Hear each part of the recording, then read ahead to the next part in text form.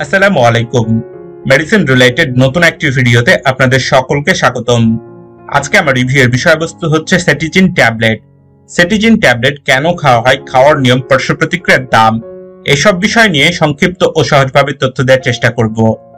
সম্মানিত বন্ধুগণ, প্রত্যেকটি ঔষধ সেবনের পূর্বে অবশ্যই একজন বিশেষজ্ঞ চিকিৎসকের পরামর্শ নেবেন।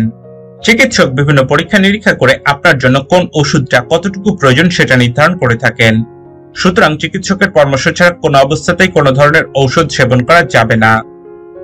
এখনো যারা আমার চ্যানেলটি সাবস্ক্রাইব করেননি, মেডিসিন রিলেটেড নতুন নতুন ভিডিও পেতে চ্যানেলটি দ্রুত সাবস্ক্রাইব করুন, এবং যারা ইতিমধ্যে সাবস্ক্রাইব করেছেন তাদের অসংখ্য ধন্যবাদ।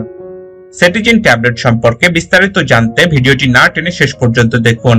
আপনি যদি ভিডিওটি শেষ পর্যন্ত না দেখেন তবে এই ওষুধের অনেক বিষয় আপনার অজানা থেকে যাবে। চলুন এবার মূল বিষয়ে যাওয়া যাক।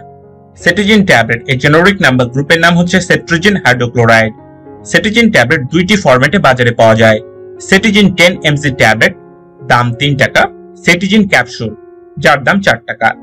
ACME ল্যাবরেটরিজ লিমিটেড সেটিজিন ট্যাবলেট তৈরি করে থাকে। এখন আমরা জানবো সেটিজিন ট্যাবলেট কোন ধরনের রোগের চিকিৎসায় ব্যবহার করা হয়ে থাকে সে বিষয় সম্পর্কে।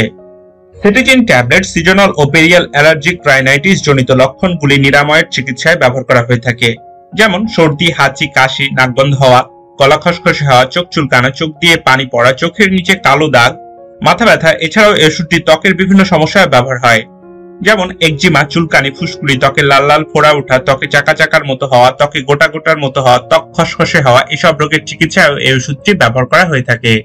মাত্রা বা খাওয়ার নিয়ম: প্রাপ্তবয়স্ক এবং 6 বছর ঊর্ধ্বে রোগীদের ক্ষেত্রে একটি ট্যাবলেট দিনে একবার বা 2 চামচ সিরাপ দিনে একবার, অথবা 1 চা চামচ সিরাপ দিনে 2 বার। 2 থেকে 6 বছরের বাচ্চাদের ক্ষেত্রে 1 চামচ করে দিনে একবার, অথবা হাফ চামচ করে দিনে 2 বার। 6 মাস থেকে 2 বছরের বাচ্চাদের ক্ষেত্রে হাফ চামচ করে দিনে একবার। 12 মাস থেকে 23 মাস বয়সের বাচ্চাদের ক্ষেত্রে সর্বোচ্চ মাত্রা হাফ চা চামচ প্রতি 12 ঘন্টা পর পর। পার্শ্ব প্রতিক্রিয়া: ঘুম ছাড়া এই ওষুধের তেমন কোনো পার্শ্ব প্রতিক্রিয়া নাই। গর্ভাবস্থায় স্তন্যদানকালে ডাক্তারের পরামর্শ নিয়ে এই ওষুধ খাওয়া যেতে পারে।